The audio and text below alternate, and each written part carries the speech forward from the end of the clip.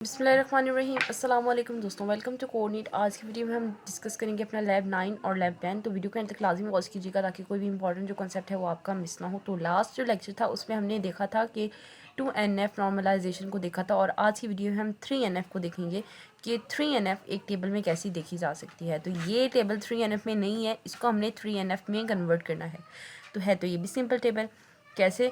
Customer की ID हमारे पास primary की है। अच्छा, प्राइमरी की क्या होती है? प्राइमरी की एक ऐसी की होती है, एक ऐसे नंबर को प्राइमरी की ली जाती है जो यूनिक होती है।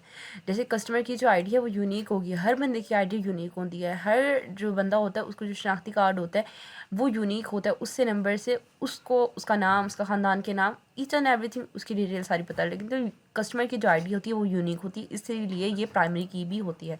तो हमेशा जब भी हम कोई डाटाबेस बनाते हैं तो उसमें जब भी कोई प्राइमरी की बनाते हैं तो कोई ऐसी प्राइमरी की होती है जो यूनिक होनी चाहिए। ठीक है, तो अब कस्टमर आईडी यूनिक है। कस्टमर आईडी से हम नेम फाइंड कर सकते हैं, सेल्समैन फाइंड कर सकते हैं, उसका रीजन फाइंड कर सकते हैं।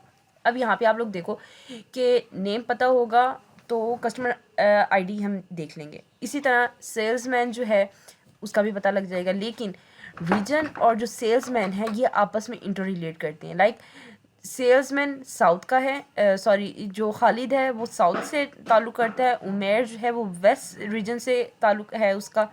इस तरह खालिद जो है वो साउथ ईस्ट से। यानी अब ना ये प्राइमरी की है ना ही ये प्राइमरी की है, लेकिन ये दोनों आपस में रिलेट कर रही हैं।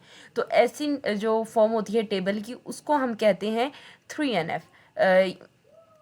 यानी उसको 3NF प्रॉब्लम उसमें आता है। इसको हमने 3NF में कैसे कन्वर्ट करना है? तो इसमें हम क्या करेंगे, सेल्स की जो आईडी है, यानी इसको हमने टेबल को सेल्स का नाम दिया, इसमें कस्टमर आईडी होगी, इसमें नेम हो गया, इसका सेल्समैन हो गया और इसका रीजन हो गया, जिसको हमने इस तरह लिख दिया शॉर्ट हैंड नोटेशन में। अगर कोई आपका क्वेश्चन आता है कि शॉर्ट हैंड नोटेशन में लिखें, तो शॉर्ट हैंड नोटेशन में क्या है, इस टेबल को एक नेम दे के एंड देन एक ब्रैकेट लगाते थे, कस्टमर की ID comma name comma salesman comma and then region and bracket close.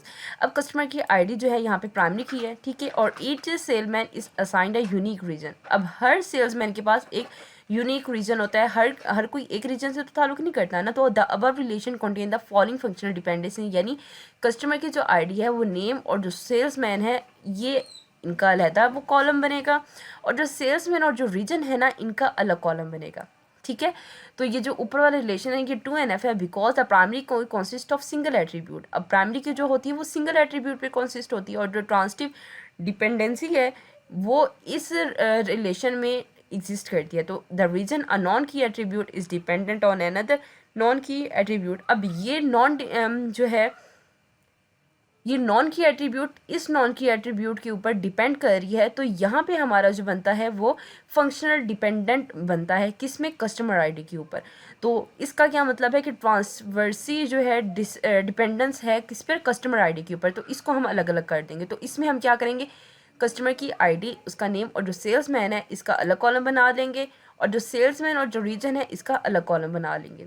ठीक है, तो यहाँ पे आप लोगों को देखा कस्टमर नेम और सेल्समैन का अलग कॉलम बन गया, और सेल्स का अगेन से टेबल हमने लिख के दैन सेल्समैन रीजन का अलग कॉलम बन गया। ठीक है, तो अब ये दोनों रिलेशन जो है वो 3NF में हो गए, और ट्रांसवर्सी डिपेंडेंसी जो है वो भी इसमें ख़त्म हो गई है। ठीक है, तो ये जो एट्रीब्यूट होती हैं ट्रांसवर्सी में, ये प्राइमरी की अब बन गई है। सेल्समैन जो है इसकी प्राइमरी की बन गई है, और इसकी जो प्राइमरी की है वो कस्टमर आईडी ही है। ठीक है, अब बात करते हैं हम 10th लैब की। तो इसमें हमने क्या करना है, इसमें हमने करना है, हमारे पास दो टेबल्स हैं, एक है टीचर और दूसरा है क्लास। अब हमने क्या करना है, right the query to create the about table in SQL server. हमने क्यूरी लिखनी है, जनरेट करनी है टेबल्स की, किसमें? SQL सर्वर में, जैसे हम लिखते हैं।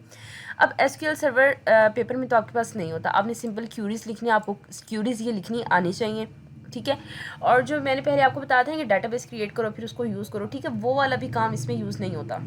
तो आप क्या करोगे, सिंपल क्यूरी बनाओगे। अब हमने एक क्रिएट टेबल बनाना है, क्रिएट टेबल से हम स्टार्ट करेंगे। क्रिएट टेबल बना के कुछ सा टीचर का, ठीक है। अब यहाँ पे देखें टीचर की आईडी है, टीचर की आईडी हमने वार्चर दी। अच्छा, वार्चर हम कब यूज़ करते हैं? वार्चर हम तब यूज़ करते हैं जब नंबर्स भी आए, टेक्स्ट भी आए, कि ईच एंड एवरीथिंग आए। तो जब प्राइमरी की हम किसी भी चीज़ को यूज़ कर रहे होते हैं ना, तो वहाँ पे भी हम वार्चर की डाटा टाइप यूज़ करते हैं।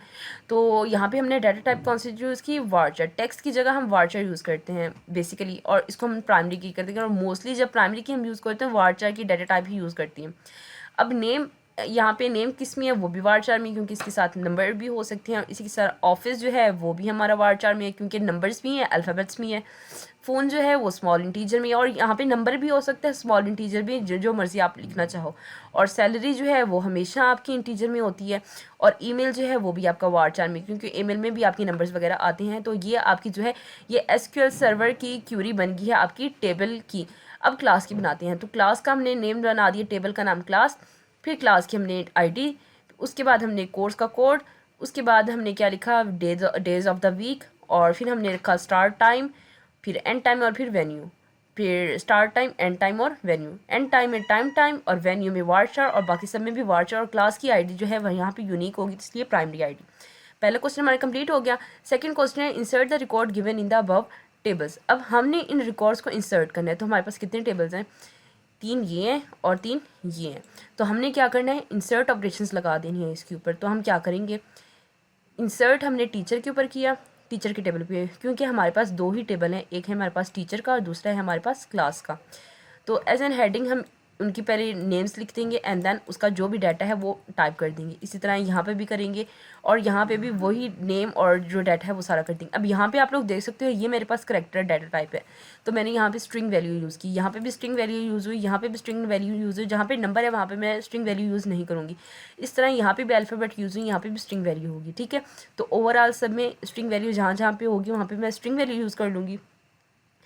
क्लास का जो टीचर का जो है वो यहाँ पे ख़त्म हो गया। फिर हमने क्लास का स्टार्ट करना है। क्लास की भी 3 हमारे पास रोज़ हैं, तो क्लास की भी 3 रोज़ कर दी, जिनके साथ अल्फ़ाबेट्स हैं वहाँ पे हमने स्ट्रिंग वैल्यूज़ लगा दी, ठीक है। तो ये इंसर्ट ऑपरेशन भी हमने इसका लगा दिया। तो हमारा ये लैब 10 यहाँ पे कंप्लीट हो जाता है। तो यहाँ पे हमारी 10th लैब तक कंप्लीट हो चुका है। तो कोई चीज़ समझ नहीं है तो आपने कमेंट बॉक्स में लाजिम पूछना है, कि फ्रेंड्स और ग्रुप्स में भी शेयर करना था कि आपके साथ साथ उनकी भी हेल्प आउट हो जाए। तो मिलेंगे नेक्स्ट वीडियो में एक नई अपडेट के साथ। अपना बहुत ज़्यादा ख्याल रखिएगा, दुआ में याद रखिएगा। तब तक के लिए अल्लाह हाफ़िज़।